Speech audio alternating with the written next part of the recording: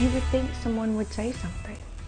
You would think that I wouldn't have to sit there for 5 hours and not know.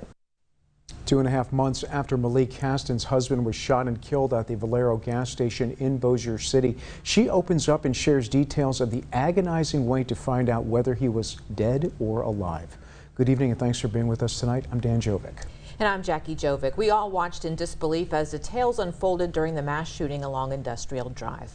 The wife of one of the victims shares what it was like from her perspective. It's a story you'll see only on NBC6. Malik Haston is settling into her new home and a new reality, months after what was supposed to be moving day, May 2nd. Packing, the movers were there. Her husband, Joshua Calk, had just left home. It was early in the morning, probably about 8:15. So he was going to take the furniture, get some gas, get some boxes, and come home. Tried to call him, tried to text him. He didn't answer, which was unusual. Some male that's been shot, still getting further information. I started to get worried. I guess about 10:15. I sent him the "Are you okay?" text and didn't hear anything from him. Malie and her friends got into their cars and began tracing the possible paths Joshua would have taken. And when he passed the Valero, he called me. He's like, there are police surrounding it, and it looks like his truck is at the gas pump. Caller and the cook ran out of the back of the building, still getting further, shooting. I just knew. I knew something had happened to him. 3820 Industrial Drive. It's a male laying inside the gas station. He didn't come home when he was supposed to. And he didn't answer his phone, and nobody knew where he was. Malie and one of her friends rushed here to Ochsner LSU Health, hoping to find Joshua alive. She says she sat in a waiting room for hours, waiting for information, calling the Bossier City Police Department about every 20 minutes.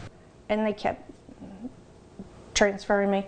It's an ongoing investigation, you know, we can't tell you anything. It's like, well, if something has happened to my husband, I need to know. She tried to piece together information from what she could find online and from television news reports. Upon officers' arrival, a subject emerged from that store and an exchange of gunfire occurred between officers and that subject. And there was a state trooper giving a statement. She opened it up for questions and somebody said, there's an eyewitness account of a customer being held with the gun to his head. Can you tell us what happened to him?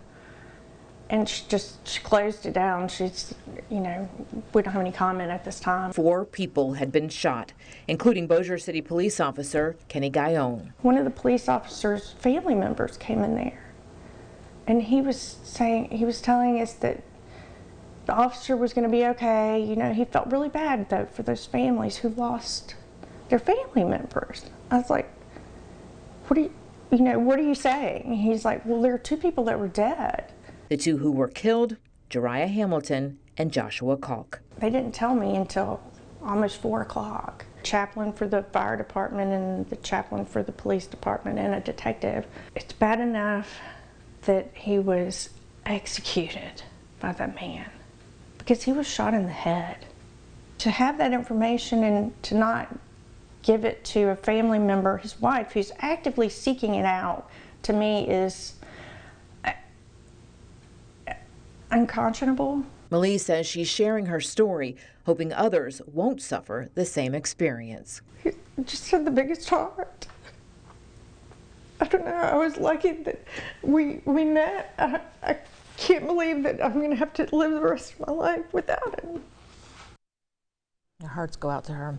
Well, Bossier City spokesperson Lewis Johnson says because this was an officer-involved shooting, more agencies were involved, including the state police, which could have played a role in the delay.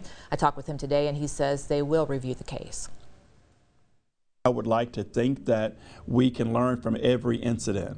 Every incident, we learn from it, and not only do we learn from it, we review those incidents with the goal being to improve and to do better in every way. So if it was less than timely, that's important, and I'm sure that we will be mindful of that. But if I can respectfully say that if we had to make a decision on disclosing information a bit sooner or later based on the incident itself, I'm afraid that we would probably make sure that the information is secure, and not only secure, but it's accurate.